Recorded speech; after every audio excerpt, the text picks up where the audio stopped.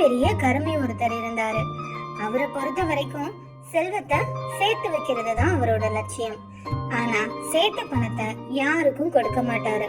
அதை தனக்காக கூட பயன்படுத்த மாட்டாரு. நல்ல உடை உடுத்த மாட்டாரு. அவருக்கு வயிறார உண்ண கூட மனசு இருக்காது. அந்த அளவு பெரிய கருமி. அவரோட இந்த கஞ்சித்தனத்தினால அந்த ஊர்ல அவரை பத்தி தெரியாதவங்கன்னு யாருமே கிடையாது. இன்னும் சொல்ல போனா அந்த ஊரே அவரை பார்த்து சிரிச்சது. அந்த கருமிக்கு ஒரு நாள் மிகப்பெரிய வைரக்கல் ஒண்ணு கிடைச்சது. அதோட விலைக்கு ஒரு ராஜ்யத்தையே கொடுக்கலாம். அவ்வளவு மதிப்புமிக்க வைரம் அது. அப்படிப்பட்ட வைரக்கல்ல யாருக்கும் தெரியாம தன்னோட வீட்டு தோட்டத்திலேயே ஒரு மூலையில குழி தோண்டி புதைச்சு வச்சாரு. அவருக்கு அதை பார்க்கணும்னு ஆசை வரும்போதெல்லாம் யாருக்கும் தெரியாம வெளியில எடுத்து பார்த்துட்டு அதுக்கப்புறம் பத்திரமா அதே இடத்துல புதைச்சு வச்சிருவாரு. ஒரு நாள் அந்த கருமிக்கு மீண்டும் இந்த வைரக்கல்ல பார்க்கணும்னு ஆசை வந்தது. யாருக்கும் தெரியாம பதுங்கி பதுங்கி போனாரு. இவரோட செயலை பார்த்து சந்தேகப்பட்ட பக்கத்து வீட்டுக்காரரு ரகசியமா இவரை பின்தொடர்ந்து போய் என்ன பண்றாருன்னு பார்த்தாரு. வைரக்கல்ல பத்தின ரகசியத்தை தெரிஞ்சுக்கிட்டாரு.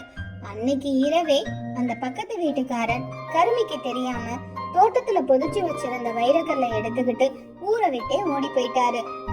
மறுநாள் தன்னோட தோட்டத்து மூலையை தோண்டி பார்த்த கருமி வைரக்கல் களவு போயிருந்ததை பார்த்து அதிர்ச்சி அடைந்தாரு.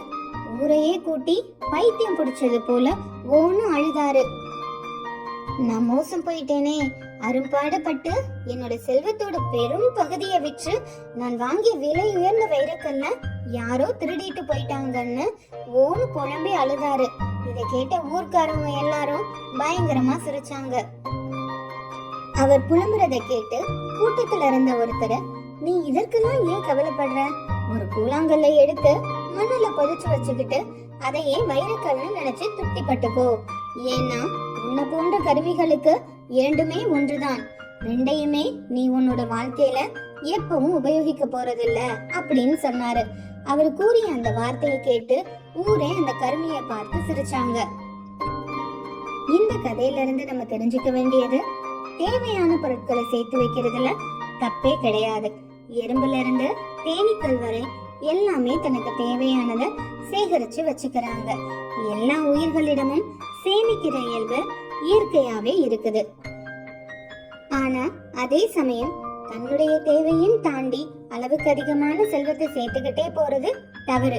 காரணம், அவர் மற்றவர்களுக்கு தேவைப்படும் பொருட்களையும் அவங்களுக்கு கிடைக்காதபடி தேவையில்லாம சேர்த்துக்கிட்டே போறாங்க.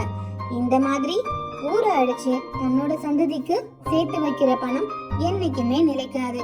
இந்த கதையில வர கருமியினோட நிலைதான் ஒரு நாள் அவங்களுக்கும் வரும். அதனால நம்ம தேவைக்கு என்னவோ அதை மட்டும் சேகரிச்சு நம்ம சந்தோஷமா வாழணும்.